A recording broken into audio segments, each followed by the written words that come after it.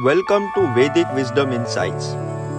Glory to my Guru Swami Mukundananda for showering his blessings on me and everybody.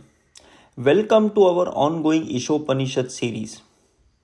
In the last episode, we discussed how people are using various methods in the material life to overcome from the death. But the laws of nature are cruel that they are unable to conquer the death. The only solution is to attain the permanent life in the abode of Golok. Once we have reached there, then we don't have to come back to this material world. In today's episode, we will discuss that devotees who worship Devtas, their only purpose is to get the material gains due to their deluded intellect. However, this action will again pursue them to come back to this material world.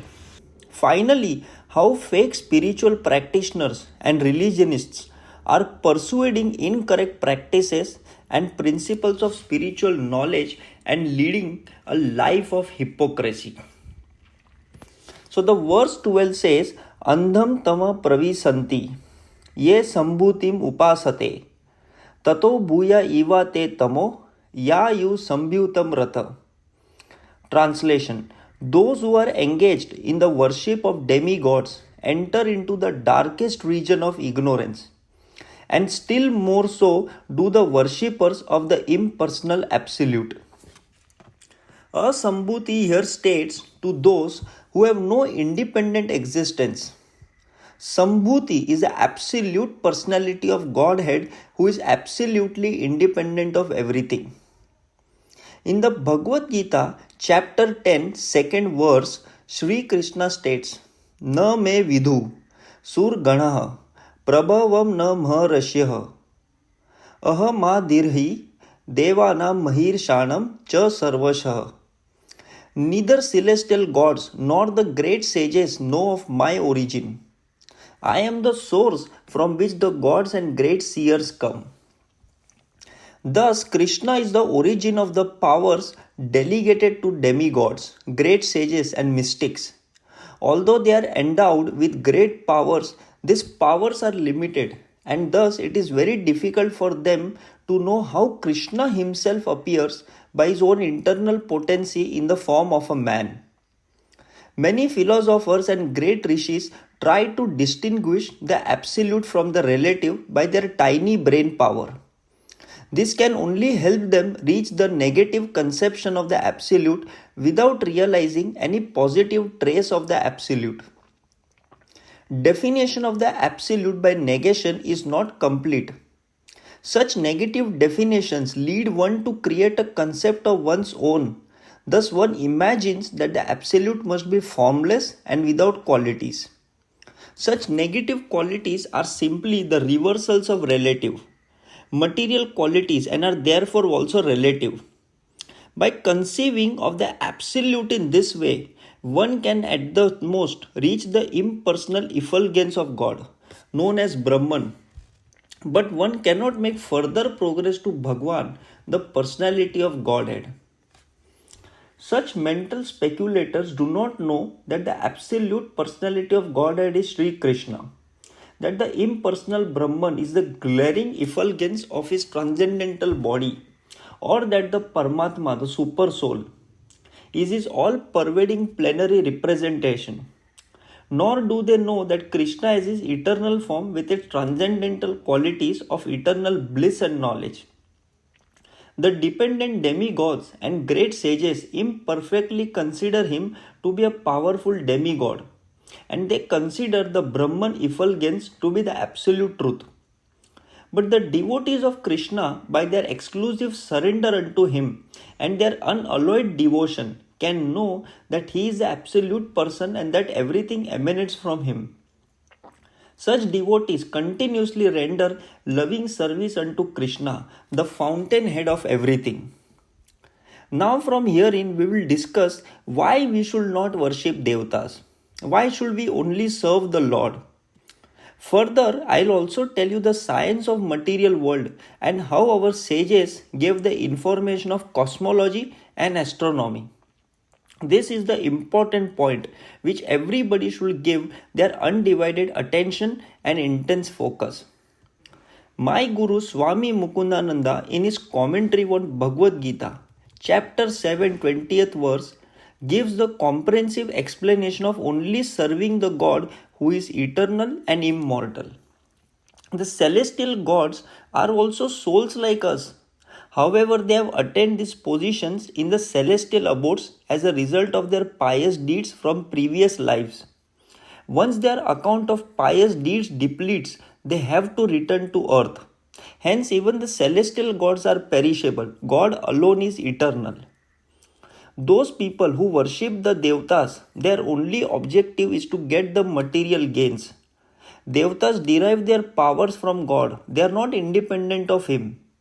They can bestow on their devotees only material things they are under their control, but cannot liberate anyone from the bondage of Maya because they themselves are not liberated from this cycle. God alone has the power to do so. ShreeKrishna goes ahead and further tells what happened when you worship the Devtas and God. Swami Mukundananda in the chapter 7, 23rd verse tells people who worship the Devtas go to the planets of the respective Devtas upon death, whereas those who are devoted to me come to my abode. Since the Devtas are perishable, the fruits they bestow on their devotees are also perishable. However, God is imperishable and the fruits of His worship are also everlasting. Those who worship the eternal form of God upon death attain His eternal abode and stay there forever in His service. In Bhagavad Gita, chapter 8, 16th verse, Lord Krishna further states and clears the concept vividly and gives us a clear link. Swami Mukundananda has given us a beautiful explanation and simplified the complex concept for us. A Brahma Bhuvana Loka Punaravartino Arjuna Mamu Petyatu Kaunteya Punarjanma na Vidyate. According to the Vedic scriptures, there are 14 worlds in our universe. 7 planes of existence beginning with earth and higher. Bhu, Bhuva, Swa, Maha, Jana, Tapa, Satya. The higher planes are the celestial abodes called the Swarg. The remaining 7 planes that are lower than earth are the hellish abodes called Narak. These are Tal, Atal, Vital, Sutal, Talatal, Rasatal and Patal. These 14 planes of existence are called the Lokas. The Satya Lok, also known as Brahma Lok, the abode of Brahma, is the highest among them, and Patal Lok is the lowest. However, all these lokas are under the realm of Maya, the material energy of God. Hence, the dwellers of all the 14 lokas go through the cycle of birth and death. It is because of their impermanent nature, ShreeKrishna calls these worlds to be Ashaswatam, that means temporary, and Dukhalayam, full of misery. All those who are born in these lokas of material existence are subject to death someday. Even the king of the celestial gods, Indra, has to die. In this verse, ShreeKrishna states that all the 14 worlds of this universe are within the realm of his material energy. Hence, the occupants are subject to the cycle of birth and death. Only those who attain God realization get liberated from the clutches of Maya. Upon death, they leave their material bodies and go to his divine abode to stay there forever. They receive divine bodies and participate in the divine pastimes of God eternally. They need not take birth in the material world. However, some saints and pious souls come back to the material world. Although liberated, they do so to engage in the divine welfare of humankind. These pious souls are the great masters and prophets. They descend on earth to help others get out of the bondage of Maya and guide them on the path toward God realization. The problems of life cannot be solved simply by going to the moon planet or to some other planet above or below it. Therefore, Sri Isopanisad advises us not to have the goal to reach the destination within this dark material universe, but to try to get out of it and reach the effulgent kingdom of God. There are many fake worshippers who show they are religious, but their only purpose is to get the name and fame. We can clearly witness this is happening in the social media.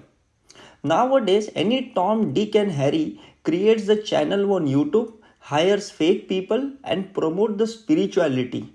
And they claim to be religious and spiritual. They are organizing the kathas, prayers, and religious function. But they are massively holding the money and enjoying their material gains using other people's money. If they are really religious and spiritual, then they would have donated the money to solve the problems of society and uplifted the community. They would have practiced karma yoga, but I cannot see any signs. In fact, they are motivating people to lead in ignorance and darkness. The hypocrisy is increasing by them every day, and I am feeling deep apathy for the people who support such fake spiritual practitioners. Even Srila Prabhupada has said, the Lord states that as soon as one reaches Him by devotional service, which is the one and only way to approach the personality of Godhead, one attains complete freedom from the bondage of birth and death. In other words, the path of salvation from the material clutches fully depends on the principles of knowledge and detachment gained from serving the Lord. The pseudo-religionists have neither knowledge nor detachment from material affairs, for most of them want to live in the golden shackles of material bondage, under the shadow of philanthropic activities disguised as religious principles. By a false display of religious sentiments, they present a show of devotional service while indulging in all sorts of immoral activities. In this way, they pass as spiritual masters and devotees of God. Such violators of religious principles have no respect for the authoritative acharyas, the holy teachers in the strict disciplic succession. They ignore the Vedic injunction, Acharyopasana. One must worship the Acharya. And even Krishna's statement in the Bhagavad Gita, chapter 4, second verse, Evam Parampara Praptam. This supreme science of God is received through disciplic succession. Instead, to mislead the people in general, they themselves become so-called acharyas, but they do not even follow the principles of the acharyas. These rogues are the most dangerous elements in human society. Because there is no religious government, they escape punishment by the law of the state. They cannot, however, escape the law of the Supreme. Finally, in the Bhagavad Gita, chapter 16, 19 and 20th verse, ShreeKrishna says that these cruel and hateful persons, the vile and vicious of humankind, I constantly hurl into the wombs of those with similar demonic natures in the cycle of rebirth in the material world. These ignorant souls take birth again and again in demonic wombs. Failing to reach me, O Arjun, they gradually sink to the most abominable type of existence.